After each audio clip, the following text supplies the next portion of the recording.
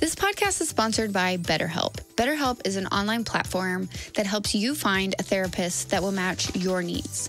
BetterHelp offers live video chats, open discussion, conversations with real therapists in real time if that's what you need. I personally love it and have used it now for almost 2 years. I would really recommend, if you need someone to talk to that is not in your family or your friend circle, that you reach out to betterhelp.com and you will receive 10% off if you use my code BGP. So again, that's betterhelp.com/BGP to find the right online counselor for you. Hi, welcome to Big Girl Pants Podcast, where we talk about health, wellness, careers, parenting, relationships, and everything in between. I am your host, April Melton. Sit back, relax, and enjoy the show. Welcome back to Big Girl Pants Podcast. I am super excited about this episode. I've seen her probably more times in the last month than we have in the last 3 years. Yeah, it's been a lot. We just hang out all the time now. Now we're best friends. It's just under the guise of work and whatever. Yeah. Please welcome Airi Holdridge. What's your maiden name? Oh, we don't. Oh, okay, we don't say that. You don't say that. So just Holdridge. Only Holdridge. I know her as Mrs. Holdridge because she was Chloe's. I guess, were you a pre-K teacher? Yeah. Pre-K. Yeah. Pre-kindergarten. Pre-K 1, 2, I don't know. K2. Pre-K 2, okay. I taught the important skills. Oh, really? What are those? Colors, numbers. Not to kiss little boys behind bookcases. We did. We did not learn that lesson on my end, though, or Chloe's end, should I say. We tried. We tried. We worked on it. We worked. For sure. Hard. So, Airi Holdridge, welcome. Hello. To Big Girl Pants Podcast. So, tell the listeners a little bit about yourself. I obviously know you as Chloe's pre-K 2 teacher from... Do you want to say where you worked? Yeah, we were at Primrose. At Primrose. Yeah. And that was Chloe's probably fourth school or something at that point. But I really loved that school because it was so diverse and all the little kids that went there, it was so... We had... Vaishnavi, Janani, they were all her real friends. Yes. We went and we did play dates with all of them. I had such a good class that year. It was great. It was such a good class. How long did you work there? I was there for a year. Okay, perfect. So we were supposed to meet each other. You were only there for a year. It was a very quick stint. That's crazy. Yeah, so tell everybody about you, Airi Holdridge, Mrs. Holdridge. It's my favorite question. Tell them about yourself. Tell them about yourself. Oh my Don't be shy. Okay. This is your time to brag. So, the floor is yours. Oh my gosh. Well, okay, so I'm going to give the perfectionist report and then we'll get into all the real stuff later. So I graduated with a degree in teaching, early childhood, went into that, right? Everybody does. Was married when I started working. I got married so young. How old were you? I was 22. What did you know about life at 22? Absolutely nothing. My prefrontal cortex was not fully developed. Was not weird. Fully developed. And then I was teaching and got pregnant. Still, remember that prefrontal cortex wasn't developed. I had my first son, Hudson. He's now 5. Crazy. And then I actually, on maternity leave, got the opportunity with him to work in sales at Peloton. Which was wild because I had been in liquor sales while teaching because... You worked on the weekends and stuff? Yeah. Were you what else a would you promo do? person? I was a promo girly. Not a girly. All my friends at the Dallas Cowboys games. That was so fun. That's what you did? Yeah. It was the shot girl. You're so hot. Of course you did. It was... you loved it? This is triggering Drew as he listens to this about this whole story. Because I called her hot. It She's was hot. so fun. It was so fun. And if it triggers Drew, he got in free, so he can just calm down. He can just not be triggered. How about that? Yeah, that was fun. That was the good days. So had started at Peloton, worked in sales, moved my way up a year later into the inside sales role of an account executive, had another child, Miller. Weird.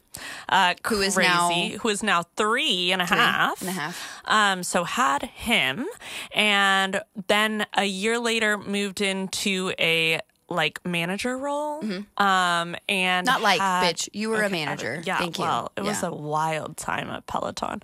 And then, 6 months after having Miller, surprise, I'm pregnant with Blake, my third and final child. They are 14 months apart.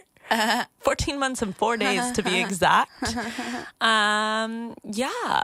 And so Here we are. You're still working in sales. I am in sales. I now work for ADP as a district manager. And so, yeah, I've just continued my career in sales and I've not continued having babies. We shut that shit down. We also shut down the teaching side of part of our life. Yes, we did. Yeah. Even though that's what we went to college for. Yeah. Right. There's a lot of twists and turns in this story. Well, we pivoted. We did. Yeah. We pivoted so hard. So hard. We pivoted so hard. So for everyone listening, the reason why I wanted you to come on is for a multitude of reasons. Like, I want to showcase and highlight women who are legitimately fucking doing it all, which is you. Also, how old are you? I am 29. Fucking 29. And can we have a moment to appreciate the hot ass mother that she is? She has 3 children under the age of 6. I die. Can we take a moment for that? We need to have a moment of silence for Airi and her appearance. But like, you truly are doing it all, and you are like not only so. For me, I really liked you when you were Chloe's teacher. Like, sometimes when you meet people, you just know that they have like good energy, good vibes, like they're a good person, whatever. But like outside of that, when you started working for Peloton, and then I was still working in sales and also living here, like in the Colony area, and you're in McKinney now. Yeah. But like, you were Chloe's teacher, and then you moved on to Peloton, and I was like, oh, that's so cool. And like, keeping up with you and connecting with you and supporting you in that journey. And then when COVID hit, it came time for me to buy a Peloton. So of course I went through you and whatever, like, but keeping up with you throughout the years, like, first of all, 3 kids, dude, I know. In 5 years and working full time. How you do that? How you do that and not lose your fucking mind? Well, we're going to talk about that too. We're going to get there. We can get there because I have in fact lost my fucking mind. I have no fucking mind, everybody. And it's, It's terrible. Yeah, it's great. It's great. We love therapy. We love the thousands of dollars spent on therapy. We love extensive therapy. We love childhood trauma. I think I really don't know how I do it all. I think there's so many aspects, and I feel privileged to be here and to be able to even like give an ounce of light on a story that is so true for so many women across the world. Of course. That are doing it all. And with like little to zero acknowledgement or accolades or pats on the back or anything. I mean, especially being in sales, you get it. Like, it's still a man's world.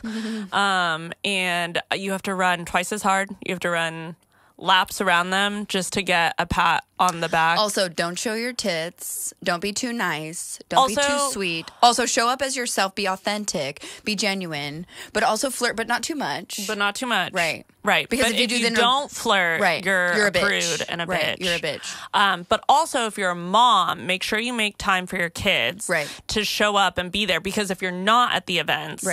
Oh my God, is he a single dad? Is he doing it all? But dad being at one appointment, it's so great. It's so great. But where's the mom? Way to go, dad. But like be at everything, but also be at work. Don't step away from work too much. Right. Because if you do, then like, are you really committed to your job? Yeah. Do you even work? Do you even work? Are you hitting your commission goals? Like, are you doing this? Are you selling shit? Do you even care? Are you focused? No. Do you care about your career? No. I just think I know you have 3 kids, but like... Yeah, that's the story every day. I say the analogy that basically like you choose what you lose.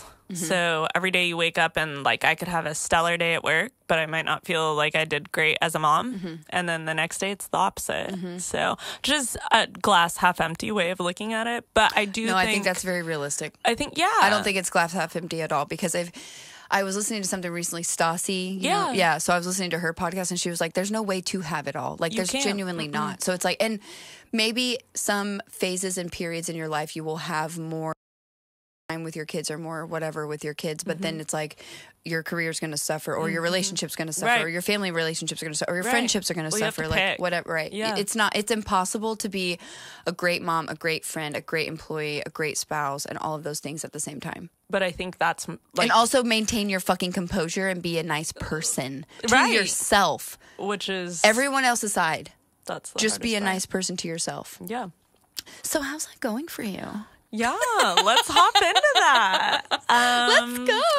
I mean, to be honest, it's not going well. Oh, it's not. It's not going well. Weird. What? It's hard. What? Like it's hard?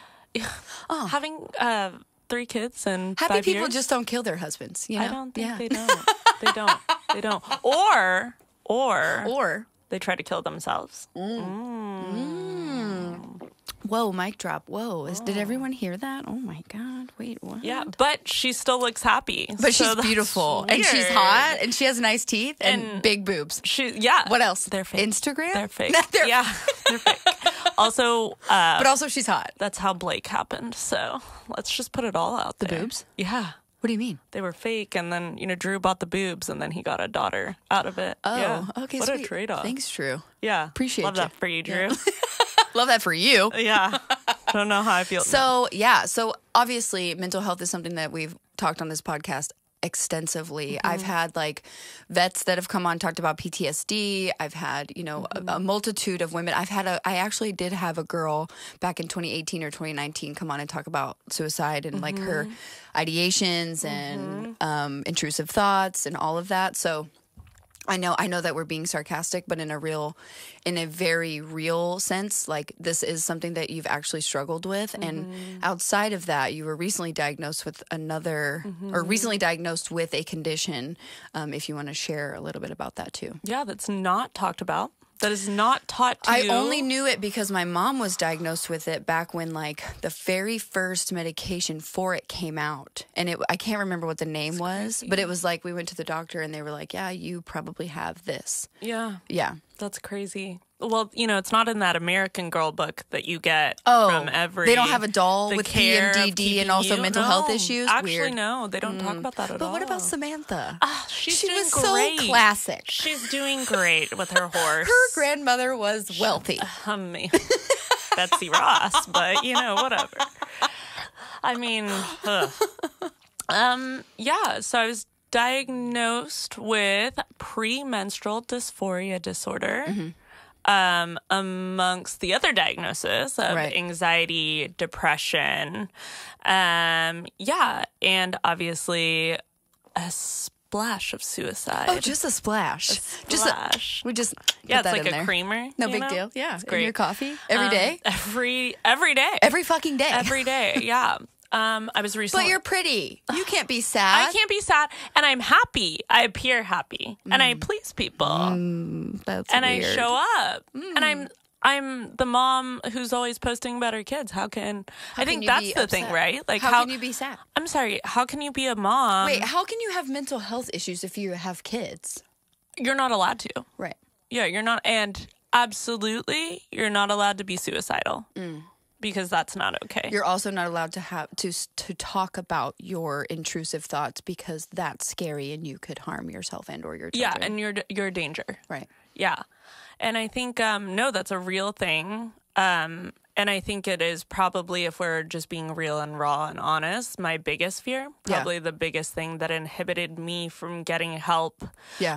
And it's one thing, right? Because I've always been a mental health advocate. It was funny, I was speaking to my therapist the other day, and she was like, oh, so like, she asked me, and this is going to get very dark, but like about suicide letters. Sure.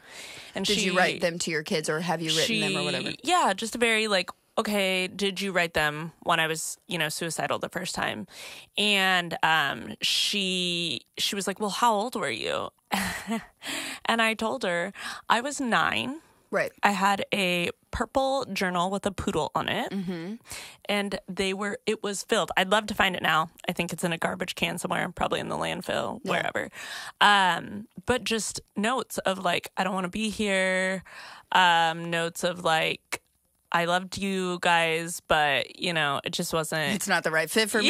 This is not I really it. got to bounce. I got to get out of here. Yeah, I'm tired. I'm really tired. I'm really tired of this I shit. hate it here. I'm tired of it, Mom. So talk about that a little bit more. Talk about what you were experiencing when you were 9 that would have led you to write letters like that. Don't listen to this, Mom or Dad. Or Dad. I mean, I don't really have a dad, but Neither of you. Oh, that's one part Daddy, of it. stop. She Daddy has is- daddy she has daddy issues. issues? Oh, she's damaged. She's damaged good. She has fake boobs. We can't but she talk has about daddy it. issues. She Is was a there- model girl. Is What the there a fuck? correlation? Yes, there is. No, yeah. I grew up in a household that I knew at the time was not functional. The actual term is I grew up in a dysfunctional household. Sure. Is the best way For to sure. put it. Me And too. literal. For sure. That's why I'm so funny. I have Yeah, trauma. exactly. Well, We deflect be careful with because humor. therapists don't love that. It means that we're masking. Yours doesn't. She needs to get a sense of humor. No, she thinks that I am masking, and I'm trying. You to are people masking please. because I'm trying to cope with am. life, damn it. It's so hard. Do you want me to off myself, Ashlyn? But also, do you want me to just walk around and be perpetually sad and or bleeding my feelings all over everyone? Yeah, I don't want to tell everybody about my feelings. I want to make them laugh about how I have daddy issues. God damn it. And big titties. And yeah. Good. And, I mean, it's kind of funny. A 9-year-old with little notes. What was she going to do with her fluffy Lisa Frank pen? It has a poodle. Was she on going it. to take herself out with It's the Lisa Frank? fine. With the Tylenol? But the sad part is there are kids now who are younger and younger and younger, and it's happening And they have social media now. to just amplify every problem. I didn't have social media. I know.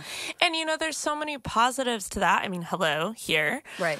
But, I mean, I guess I fear it's a big thing in our household is talking about our feelings Right. and talking about how Huge. because there is so many outside influences. And I grew up with so many stigmas, right? Which is why I think I had mental health issues. My family raised me, you know, our household, it was very much like, we're not fine, but we're going to pretend we're fine. We're pretending we're fine. we fake it. Yeah. Okay.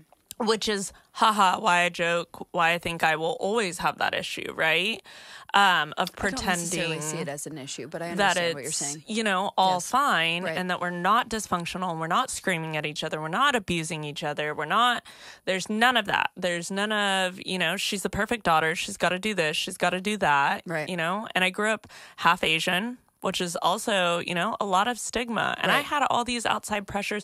We grew up very much in that millennial, be skinny, be Tiny. this. 0 eyebrows. Yeah, zero eyebrows. Why? I don't know why. Be blonde. Why It's couldn't the we have only eyebrows? way. Be literally Mandy Moore in Princess Diaries, or you're fucking ugly. No one wants to date Right. you. So real. It was so real. It was so fucking Every real. fucking And I was like, day. I was like the same, right? I was probably a little bit smaller then, but like I was very curvy. I was a Kardashian before they were cool. Like I was brunette. kill. I was all those things, you know, and it was like not anything to where that was Well, I was cool brunette at the time. and half Asian. Right. And so you either got, you're exotic, which gross. Which also is a fucking fantasy for Gross. weird fucking creepy dudes. No. Like, fuck you. I can't just be I'm myself. not exotic. I'm not a peacock. God damn. And two, like, I'm not blonde. I'm not Right. skinny with boobs until I bought them. Right. Like, so I grew up in all that other pressure, and I couldn't imagine being a kid now where you have easily accessible TikTok and Instagram and all the other pressure. I think there's positives. Just the but- other day, Chloe's almost 10, and just the other day they were walking. She was walking around the pond, and there was some what she called and labeled pretty girls also walking, and they were right around the same age, and they were probably like dressed, you know, like wearing their little athleisure outfit their or whatever, little right? Lulu, yeah. With their little tennis shoes or Yeah, whatever. And super she was cute. wearing her pajamas with like some house shoes because she didn't think anything of it. She was like, let's just go for a walk. Yeah. Let's just go. Yeah. And she was like hiding. I don't want the pretty girls to see me. I don't want that. I'm like, first of all, you are Yeah. a pretty girl. First Excuse kid, me. you Yeah. are like naturally you. gorgeous. Yeah. You're perfect. Like there's Yeah. your facial symmetry, your eye color, your know. hair color, everything. You're perfect. Yeah. But I I also struggle with, like you said, making sure that we are discussing all feelings and identifying all the things in our home. And validating. Like, because I don't want her to feel like that I've ever invalidated her lived experience. Yes. So like, hey, you may think, and we talked about it afterwards, but you may think that those girls are pretty, maybe because they were dressed or they were ready for their walk or whatever. So let's think about that next time we go for a walk. Let's make sure we put our clothes on so we feel extra confident. Right. But like, don't ever let the potential threat of someone else's opinion about your outfit just completely ruin the event or whatever it is that you're doing. Like, it's just they don't care. Also, I hear your feelings, and I still do that as an adult. Of course, every day. Yes, I walk into a room and I'm like, every I don't have the coolest clothes. Day, I don't have this every day. or that. Am I fashionable enough? Are my skinny jeans bad? Am I supposed to be wearing wide leg pants? Walking into a restaurant. Even right now, I'm like, oh, I forgot that this podcast is from the waist down now, so you can see my sandals and my fucking pants. I am sitting like I'm back in pre-K too. So. Crisscross applesauce. Can you put a bubble in your mouth? If you're only listening to this, you can I hope you enjoy it. What I just did. I hope you have children. I hope you have an imagination. So that's what you grew up. So you say you didn't have a dad. Your mom was single? No. Okay. So. No. I grew up with two people who were really great friends. And I want to highlight that because I think that they were great friends. And that is the memory that I hold on to when I try to think of a positive light. Okay. But they were two people that should not have been together. Okay. They just inflamed each other. Mm-hmm. And I don't think they were aligned. I mean, my mom grew up and got married young too. Right. Whoa, I did the same thing. Weird. Well, that's crazy. Is that like repeating patterns? Generational trauma. Are you a cycle breaker? And not there, but it's she fine. lived with a lot of pressure, and I don't want to tell her story, but it caused her she was so young and she got married, and I think they were both young and they didn't know what they wanted. Nor what they were supposed to do or what they were looking for. And I was definitely, I don't know if I was planned. So I was there and I showed up. I came. I said, hi, bitches. I came. I saw. I delivered. Yeah. And then they 5 years later had my sister. Okay. Who was very much planned. And I think that there was just a lot of life's ups and downs for them. And I think the more that life threw at them, I just think obviously you can either come together or separate. Mm-hmm. And the natural inclination for absolutely anybody is to separate. Mm-hmm. And I think when you're already not united, obviously it's going to break you. Sure. But when I say I don't have a dad, I was... my mom, I would love to confirm the facts with my mother, but she served him with divorce papers plenty earlier, and he signed them when I turned 18. So, yeah, I didn't cost him a cent after that. Oh, mm-hmm. Oh, okay. And then if he's listening, he's gonna laugh at this part. So funny. He blamed the failure of his 17-year marriage on me. So yeah.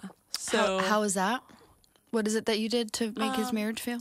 Yeah. So my assumed answers exist. Oh, live, breathe. I breathed. I was formed, I took breaths. And then I didn't. I was an icky baby, but it didn't work out in the favor. I survived. I beat the odds. That was a dark joke. That damn was a dark water joke. in my lungs. It came in. Bubby had that too. Yeah, it just left. They drained it. It's crazy. Yeah, it's and fine. I was like, oh, I can breathe. Modern technology. Thanks, science. Shout out to that doctor. Appreciate you. You could have saved me a lot of pain, buddy. But here I am. Hey, but you know what? We persevered. We fucking did. And we have kids now. And now we have kids, none of which spent time in the NICU. So on top of your anxiety and depression, which I'll ask this question because my dad was and my dad is no longer here. So I won't say that I didn't have a father. I will say the relationship with my father was very strained. But like you, I like to hold on to the good things that I had, and I like to emphasize, especially because he's dead and I never really got to which ironically, this necklace is his ashes. Yeah. I love that. My cousin made it. Oh, that's so cool. So cool. That is like, so cool. so cool. I love that. I try to focus on the good memories that I have because I'm not able to make any more memories with him. But there were such good things that we had together. Like, he would always play sports with me. Like, anytime I ever wanted to play a game, he'd play basketball, teach me tennis, like all of it. I would just be like, hey, Dad, I want to learn how to play tennis. He'd be like, okay, let's go. And then he would just fucking take me out on the court and just school the shit out of me. Never played tennis in his life. Just a natural athlete. Yeah. Same thing with like spin class. We used to work out. I used to work for him back when I was like 18, and I would go into the gym and he and I would go take a spin class. He would fucking whoop my ass. I was 18.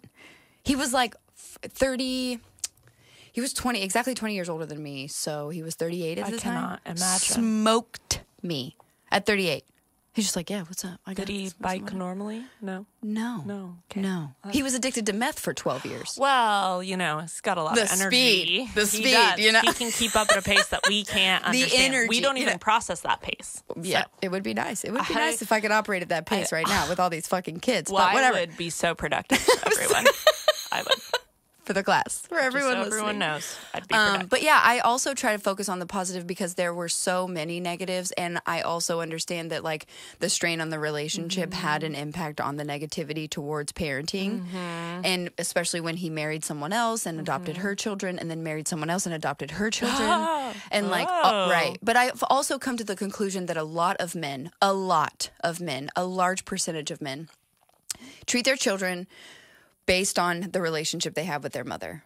So it's like, it's almost as if because men don't have kids,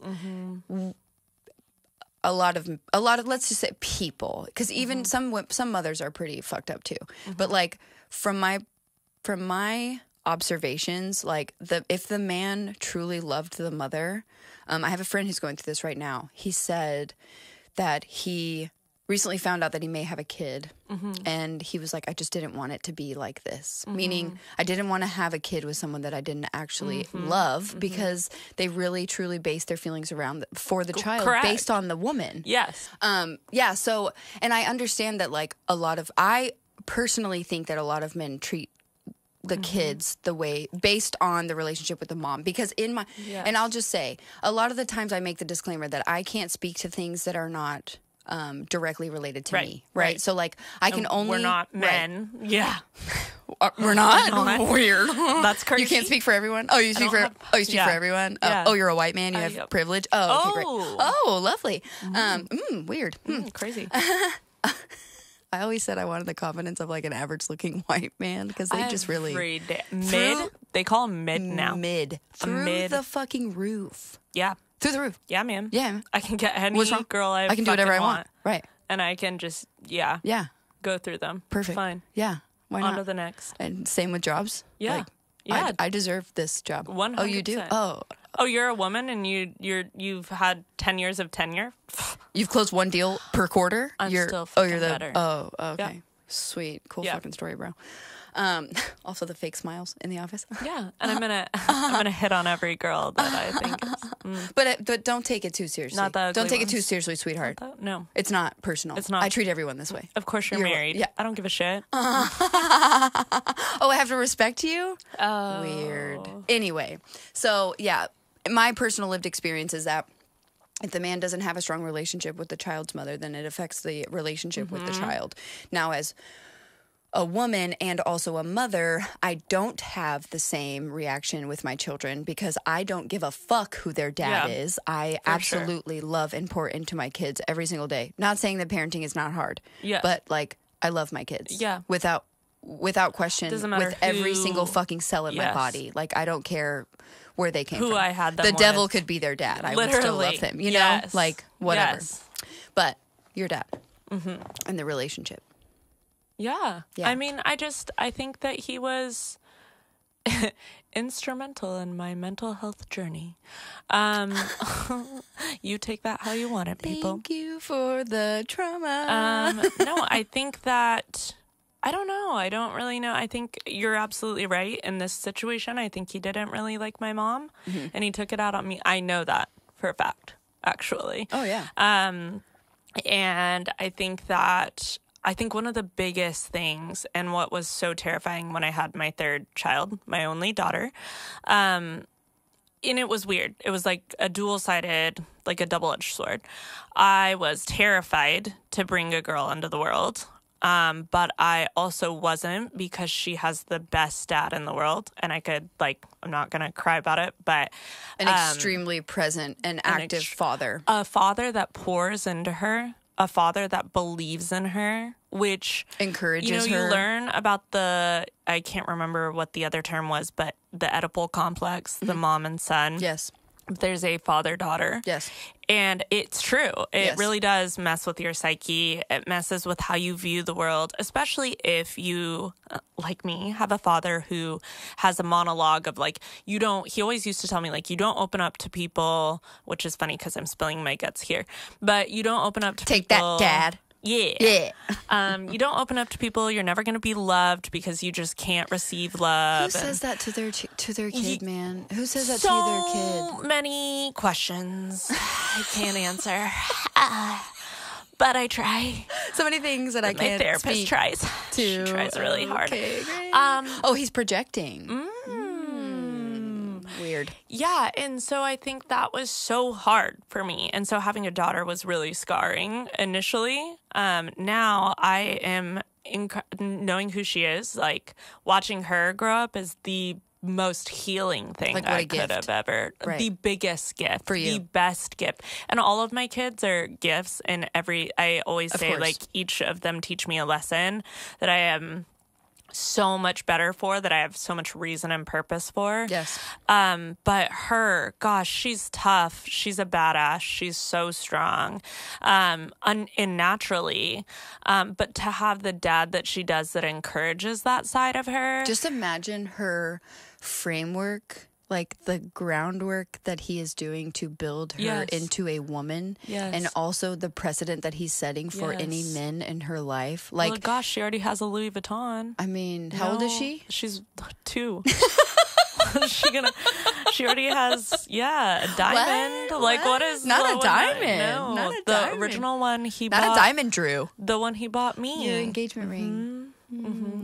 And Stop. I also want to interject that she has 2 brothers that pump her up. That, God, she can do no wrong. Right. So and they love and protect her. She is just gonna be the most overinflated. And let me make no mistake, that is my goal. Right. We're here for this. Be the most overinflated, right, overconfident. Yes. Because not to bring it back to that average white man. But the confidence that they have. Right. Why can't she have it? Yeah, she deserves it. Right. She will have it. And when she has a question. Great family, a great base, a great foundation, then she will be that confident. And I think, and she will never entertain somebody's dusty ass son trying to take her to Oklahoma for the weekend. She'll be like, we're going to France. Oklahoma. And if you can't take me to France, then I'm not going with you. Oh, you don't buy me Louis Vuittons? A Birkin? A Birkin only. I got it for my 10th birthday. Yeah. Like, who are you? Shorty owns Cartier. Who do you think you are? Oh, my God. No, she doesn't. Not the love bracelet. I don't even own one, Blake. Calm down. And it's not just about money. It's not isn't. just about gifts. It's about the intention and the purpose behind it. Like, when you set the precedent, which is why I don't really... I feel the exact same way about having a daughter. I felt the exact same way about having children. I was so afraid of having kids due to my childhood, and because I was the oldest and I had 2 younger brothers. Yeah. And also, the myriad of family from my dad's side, but like I had to take care of them. It was my responsibility. I was the example. I was the person who was doing the things. I was everybody's I was the oldest. I was everything. I used to protect my sister from my parents' fights. Right. And I remember getting up with her. She was like a new toddler. Yeah. I would get her up in the mornings. I would climb into her crib. I was only 5.5 years older. Pull her out and get her set up for the day. Yeah. It was wild. Right. That's imagining my 5-year-old doing that. Which is exactly what was bestowed so lovingly upon me, that it was like, I am the one who set the example. I am the one who was responsible for the way that they behaved. I was the one, because my parents split up when I was like 5. So for my mother. I was the co-parent. I was no longer a child, which is absolute fucking garbage, trash. But like, and I want to say, like, my mom didn't intentionally do that in any way. Right. But she was so unsupported. Yeah. She did not have the resources like I do. Right. And I want to highlight that because she didn't. And she had great parents that are very involved that I'm sure brought their own trauma onto her. But she had no choice almost. She had choices. Right. And no, I get it. I think that was her circumstances. That was her situation. Yeah. And so she almost had no choice, but she only had me to help her because my dad traveled and also just emotionally kind of, left her alone on that island. So there was like a lot of natural circumstance. And I do think as an older sister, you're naturally caretaking. An older sibling in general, because I see the traits in my oldest as well. And I just see how he naturally... Like, you don't ask, and he wants to take care of Yeah, his... Chloe's the same way. So I think there's a lot of natural, like, I need to be a parent. And then if you already are in an environment where, there is no other parent, you do step into that role. Yeah. And I think, it's funny. I actually didn't want kids, and neither did I. To get married. Yeah. I didn't want... Joke's on me. I didn't want kids, and I didn't want to get married. Yep. And then I got married. I had... a baby when I was 21. I placed her for adoption because I was not anywhere near ready to be a parent. But after that, it was like, as soon as that happened, and I've discussed this pretty at length with my therapist too, is like, after that happened, it was like, my body was like, oh, okay, we need to get married and have kids now. We need to replace this because we lost it. It's a trauma response. Super, super trauma response. But I didn't want to have kids. I wanted to be a lawyer with a loft and potentially a dog. I wanted to live in a big city and I just didn't want any responsibility. No responsibility. And because I had a lot. I met a man who wanted a white picket fence, and I was like, let me try this on for size. Hold, please. You are so hot, but and really tall. So tall. So tall. And just seriously, how tall is he? He's 6'4". Yeah, he's tall. He's so tall. And the best hair. The best hair. And tan AF. And so, insane. Like, how is he so such tan? Good arms. Yeah. So I was like... The arms. Airi loves the arms. Fine. You won't leave me alone. He wouldn't leave me alone, so I just married him. That's the tactic. That's the message, friends. Pester them to death. Hang around them, bring them coffee, tell them they're pretty, and then never leave them alone. And then maybe they'll marry you. They will not say yes to dating you, but when you pop out a ring, they'll be like, oh. I will not say yes to dating you. You put me on the spot. What am I supposed to say? No? I also was like hangry on the day we got engaged, so I was not. You're like, can we just eat? Proposed. Can we eat now? And then he did, and but 7 years later, it's wild. 3 kids in 5 minutes. Yeah. What? So, and we talked about this yesterday too, like, anxiety, depression, all of that, like going through those things and feeling those things as a mother. Like, I genuinely feel as if the things that you struggle with personally and mentally with your mental health and your children are two. Those things are not one and the same, but they are, because it's like, I still struggle with these things, but I also still very much love my children. I think the never-ending question is, because my therapist, I'm in very intense therapy because I did attempt recently. And I got asked why. I think one of the intake questions I had when I started this program was, what is the reason you want to live that is not your children and your husband? What was your question? What was your answer? I really had to think about it. And, I never shut the fuck up. So not a trauma response. Me to be stumped. Never. I really had no answer. Yeah. And it was, but I was telling my therapist, like, I have built this life where I preach to my friends all the time. You have to have your own identity. And I'm in sales. I work out. I go on girls' trips. I do all the things. I go to yoga. Like, I do these things that in my mind tell me that I am being my own person. And you're doing self-care. Yeah. But I don't know who the hell I am. When you take away why, like, if you really think about it, and I almost think every single mom on this planet can relate, because you are ingrained to think you live because of your kids. Well, and biologically we are. And which is why we have such a physical response when they cry, when they're upset, when they're happy, whatever. Like, it impacts us at a cellular level. We don't have control over that. And then you strip that away.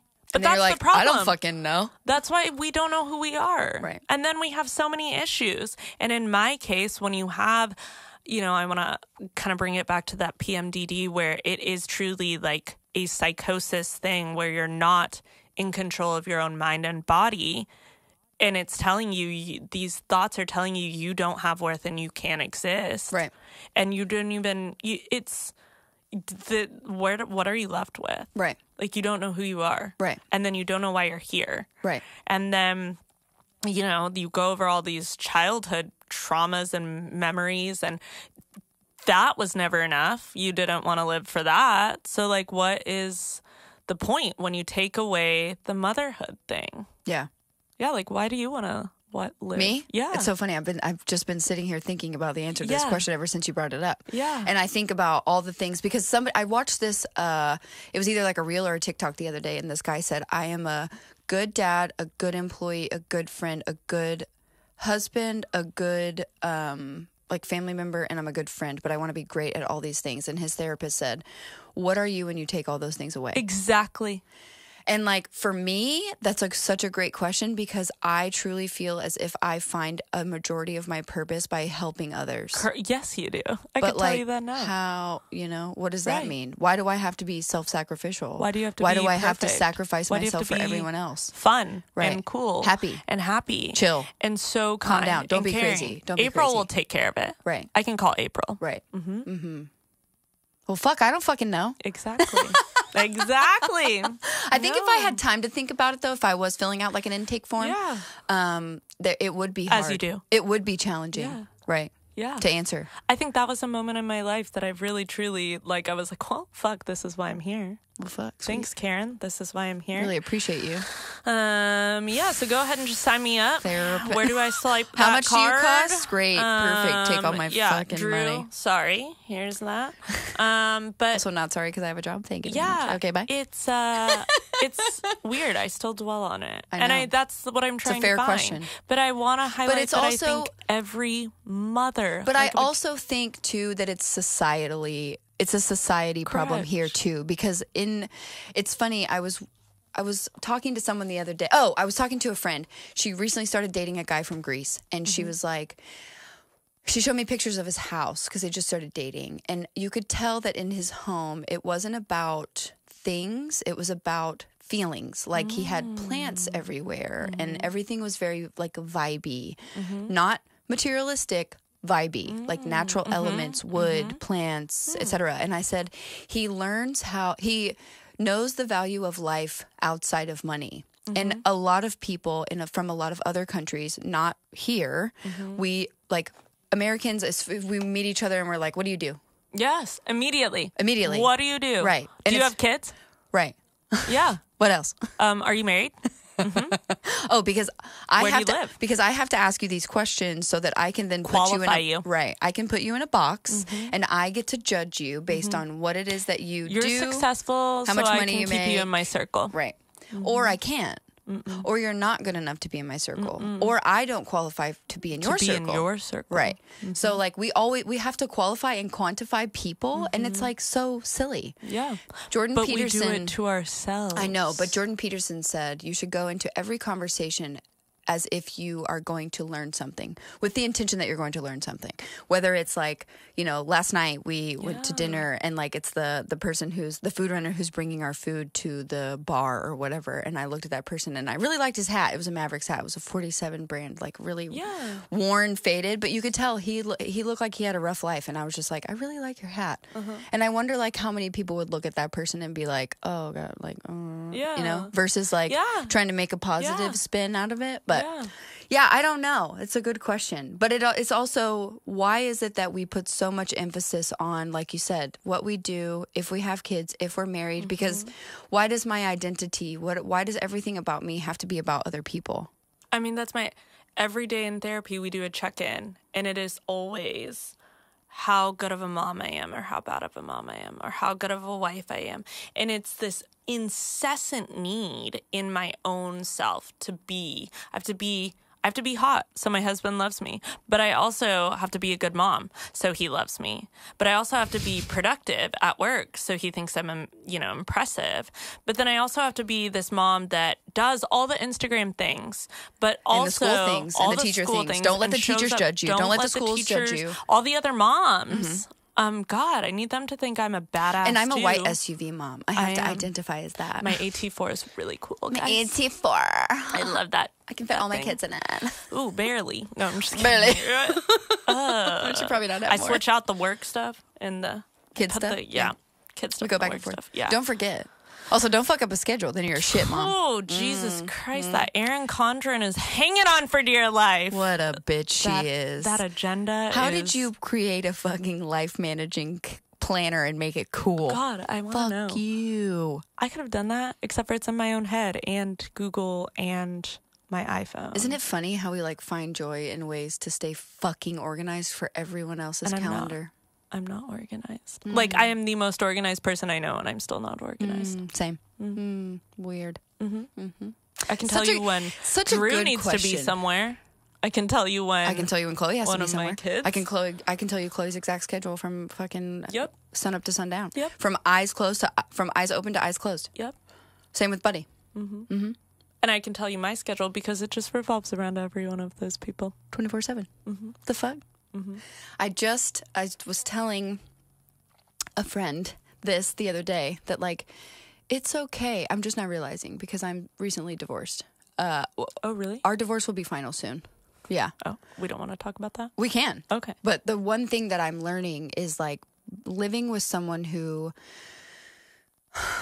really thrived on controlling their environment, really fucked with me, really, really bad, because I didn't think that it was okay to do things like leave dishes in the sink overnight. Yeah. Or if we left the clothes in the dryer, that it would be okay. Yeah. Or if you had to restart the washer because you left the clothes in the washer, that it would be okay.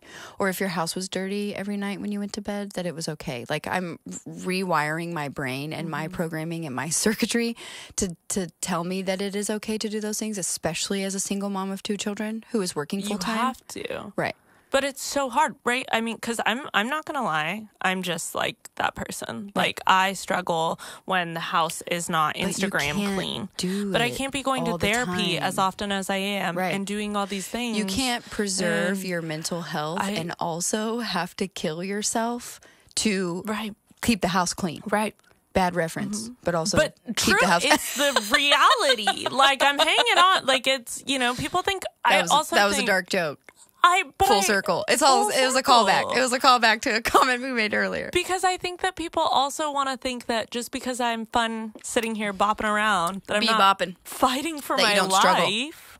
Because you really are. And I'm not dying of cancer. And I also commend your bravery to come on here and talk about this so candidly because moms are not allowed to do this. And I wanted to ask you, too, how you feel about knowing what you've been through, knowing what you experience on the daily. How do you feel about the moms who have potentially had a psychotic break and also done some really shitty things to their kids or themselves? Yeah. And I come from a place of empathy a lot, probably to a fault, to where I'm overly nice to people because I know how fucked up it is to live a hard life. Yeah. And even my ex-spouse, I was just crying yesterday because I know that some of the feelings that he has are coming from a real place, a real honest, genuine place, that it makes me so sad that this person would feel this way. Yeah.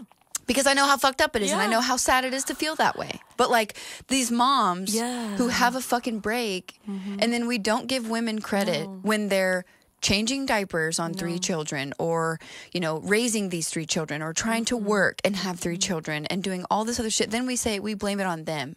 And or they go crazy. Or this woman was on 3 different or 5 or 11 different medications and then we're she lost her fucking mind. Yeah, no fucking shit. She lost her fucking mind. Well, the system. it's the system. And Drew and I talk about this all the time. You have kids and they forget about you. Oh, yeah. They forget about you. You're supposed to figure it out. I am so incredibly lucky, and I'd like to give a shout out to my doctor, Dr. Suman Donapudi. I don't know if you'll ever listen to this, but he has saved my life multiple times and in the most caring way. He has never judged me. He has never turned me away. He is the first person who found out I was pregnant several times, called me personally to tell me, made sure I was sitting down, has, fought for me and advocated for me with other doctors. I am really lucky to have a medical team of, a midwife who really heard me. Mm-hmm. And understood where I was at, but also pointed out the reality that if I did not get help, mm-hmm. I would probably not be here next month. Mm-hmm. And that is a sobering fact, right? For sure. What do you mean I'm not going to be here? I am doing great. I'm having fun. I don't have cancer. I'm not terminal. Today. What do you mean I'm not going to be here? Today. Yeah. Right. In this hour. But it's society. It is the system in which we leave these women to figure it out, or we make them feel shame. And because even sitting here talking about this and knowing it's going to get posted, mm-hmm. it's anxiety inducing. And it's heavy. Because people are going to judge me. Of course. Because I'm a mom and I'm presenting this way, because you're going to make an assumption just based at looking at me and hearing me talk. Mm-hmm. Or if you know me, and my teeth. A lot of my friends, my teeth. April loves my teeth. I just love your smile. It's so great. It's such a good boobs. Smile. But I think people are going to make an assumption, and that's natural. And they make an assumption about the fact that I'm a mom of 3 and I'm working in this corporate world and I'm doing all these things. But the reality is it's hard to sit there and say that. And I said this in therapy the other night. No one wants a mom to say she is unstable because, oh my God. That makes us very uncomfortable. She's a danger. Mm-hmm. She's a danger. We can't trust it. But again, I am so lucky to have a system of people in my life that, even being here, given this platform, to be able to sit in privilege and speak about it, to know that my husband is there as a guardrail to watch me, to watch my kids, to support me, to have a family as dysfunctional as it may be that is there, that is supporting me, to have a care team that listens, that didn't say, hey, we need to lock her up in a psych ward, because that's the response. Right. That's the response. So you can either tough it out or you can be locked in a psych ward or you can have your kids taken away. Right. When there are plenty of other children out there that need help and are not getting it. Yes. But no, we don't like a mom who says she's unstable. Right. Because you can say you need help, but to a certain degree. Mm-hmm. And that's when that psychosis and all of that comes into play, right? And then she snaps. And the empathy I feel, but the anger. Yeah. The anger I feel for them is overwhelming. Yeah. Because I am privileged. And I am lucky. Yeah. And I am And you have money. You have money to pay I have for resources. I have support. Right. I have a husband who could tell his boss that, hey, my wife had a mental breakdown and I have to watch after her and I have to step up for my kids. And sorry, Dan, that sucks because sorry about you, Dan. And he could be working a little more. But I'm lucky. Or I could tell my boss, that I was going through all of this and he was super understanding about it and, supportive. And I found a program that worked around my work schedule because can't stop working. Right. Because I'm a mom. Ever. You can't ever stop working. But But even when you're not working for someone else for a salary, you're working for your children because lest we forget that is fucking labor. And I have a system but I'm lucky. And a lot of moms aren't. Yeah. And those are the ones that do things that they can't help. Lose their fucking minds, man. Because they don't see a way out. They don't. And they don't have the support that they need. And that's the problem. That is the problem. And I am angrier than hell for that. So basically you're starting a nonprofit tomorrow to help moms with their mental health. Fucking go. Who wants to back me? Let's add some more shit to our plate because we're not fucking busy enough. Listen, I want to go talk about this at the White House. There is a stat, and I want to fact check before I say anything, but it was over 30% of women, I know it was a more specific stat than that, that have PMDD kill themselves. Right.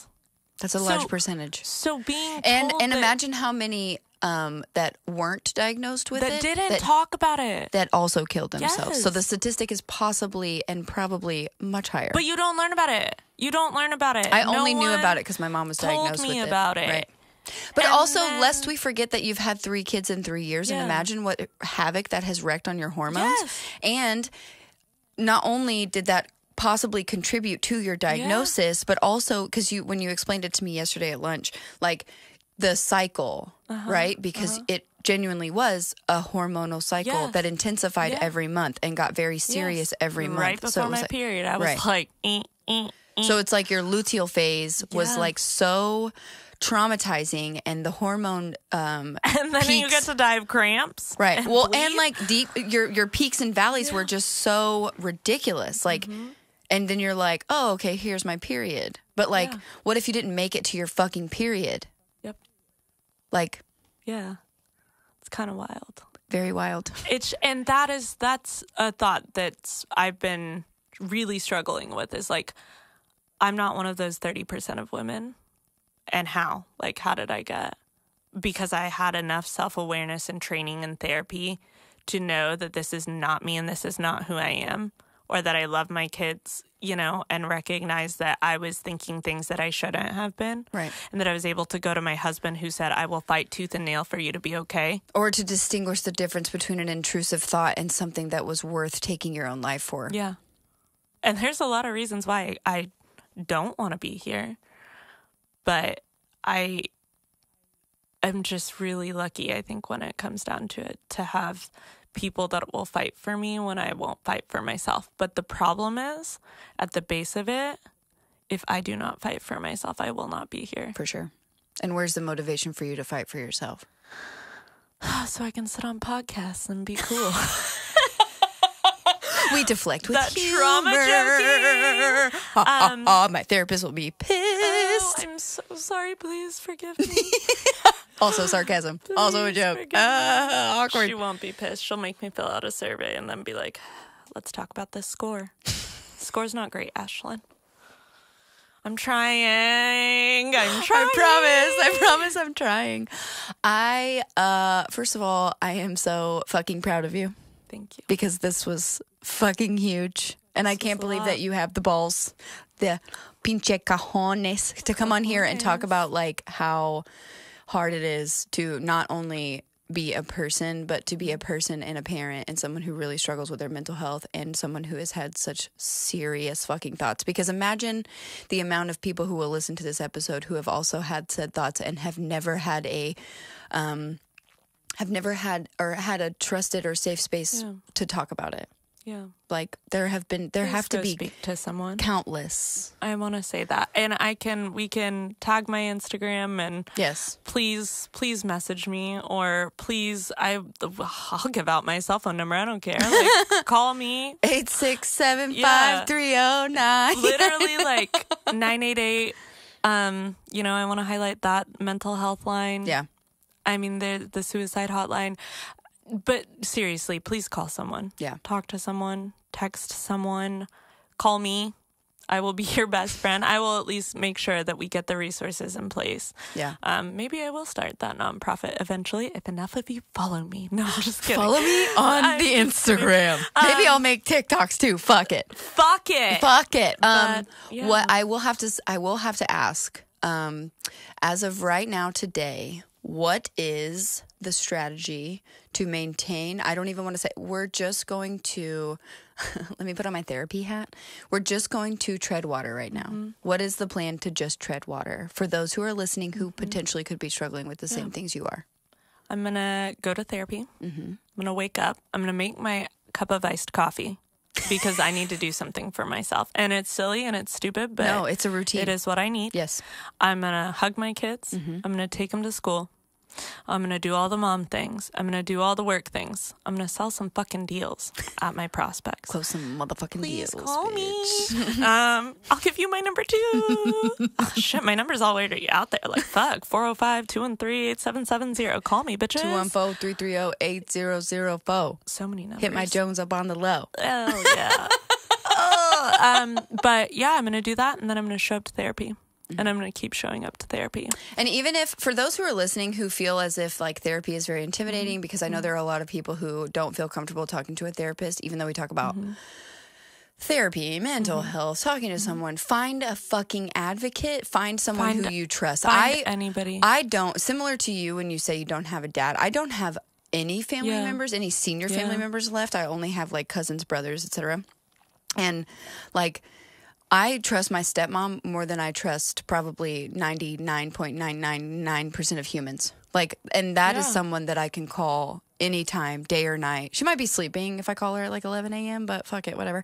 But like, she's someone that I could call or send a voice message to, or just say, hey, I need you. I need some help, whatever. Find that person. Yeah. Find that person in your life. And I know that maybe you feel as if you don't have one. There is someone. You have one. There is someone. Is it your coworker that you talk to? Right. Shout out to Heather. That's my girl. She does so much for me. She's my boo. She listens to me. Find that friend, Jessica. That is my person who I can tell. She's so your person. My entire. She has caught my babies, ladies and gentlemen. We love her. We love my babies. Held my hand while I got stitches with no meds. Oh yeah. And a episiotomy with 20 stitches. Oh my God. Miller, you are worth everything, son. Son. I love you, son. That's another podcast. No, I'm just kidding. But yeah, no, find someone. If there is someone, but seriously, like, you can call me. I will put it out there. Like, there has to be someone. And if this reaches one person that doesn't feel like they have someone and need someone, like, we will find you someone. Yeah. But and help you. You have to talk to someone. You have to tell someone that something is wrong. Even if it doesn't feel as severe as this, even if it doesn't feel as severe as like what I went through, which was truly almost taking my life. You know, and not just once, like it's multiple times. Right. It's real shit. Yeah. Like, with plans, and, you know, even if it doesn't feel as that serious, you could get that serious. Right. It's not quickly. Yes. Right. It is not linear. It's not a certain way. It's ups and downs. It's peaks and valleys. And like, you have to find someone, because we have to reduce that stat. And we have to reduce the suicide statistic in general. Yeah. But if we don't make change, if we don't do something, if we don't, and not on a big scale, for yourself, yes, for one person, right, the one person who hears this and this is resonating with, you have to do something for yourself, not for anybody else, but for yourself. Right. Like, wake up and make your iced coffee. Please. And do the things you need to do. I think Oatly creamer is really good. If I can this podcast is sponsored by... Please. No, I'm just kidding. Oatly. Hello. Shout out. Let's partner together to save moms from PMDD. We made oats into milk. Oats have titties, Oats right? have titties. For sure. I couldn't make milk, but oat can. I want to highlight that. Just the FYI. Thank you. Thank you. Thank you so much for coming. Thank you for having me. I can't wait to have you back. We should definitely do a follow-up episode in like a month or 2 months and see where we're at from today. Yeah. I love you. Let's talk about all the cool things I've learned in therapy. I love you. Thank you for giving me this platform. You're very welcome. If anyone has any questions, I would like to mention there is a National Suicide Hotline. I will link that website in the show notes of this episode. If you have any questions, I will also tag Airi's Instagram if you want to reach out to her there. And of course, if you have any questions, always please reach out to biggirlpantspod@gmail.com. You can send me a DM on Instagram too. Find me, whatever. It's all good. Truly, not just for women, but for everyone. If you are struggling, get some help. Reach out to us. We will make sure that you get the resources that you need, and we will try everything, because it really does matter. And we want you here. Yes. We want you matter. here. Yes. Thank you. Bye. Bye.